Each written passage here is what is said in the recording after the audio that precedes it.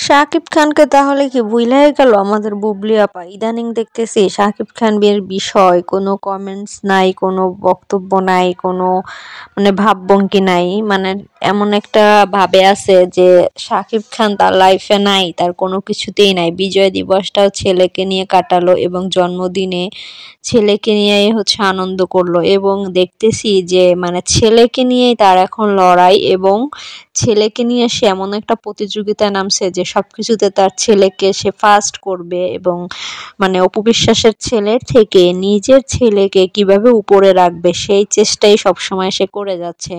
যেহেতু সতীনে সতীনের লড়াই চলছে, তো এখন দুইজনারই যেহেতু ছেলে, তো দুই ছেলেকে নিয়েই আসলে এরা লড়াই করতেছে। দেখা যাক কে জিততে পারে। তবে আমার মনে হয় শাকিব খানের আসলে এসব দিকে কোনো চিন্তাই নাই। শাকিব খান এখন আবার কাকে নিয়ে আছে কে জানে, দেখা গেল আবার ২-১ বছর পর আমরা দেখব আবার কারোর সাথে বিয়ে করে বাচ্চা-টাচ্চা হয়ে গেছে, ঠিক আছে? তবে এমন কিছু না হোক সেটাই বলি।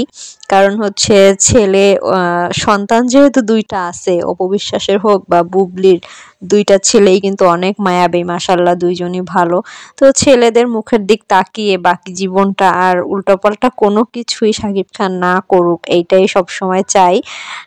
তার বর্তমান যারা আছে লাইফে তাদেরকে নিয়ে সে ভালো থাকুক, এটাই তার কাছে কামনা। তবে বুবলি কিন্তু ভালোই টেক্কা দিতেছে এবং নিজের ছেলেকে শাকিব খানের মতো করেই তৈরি করতেছে।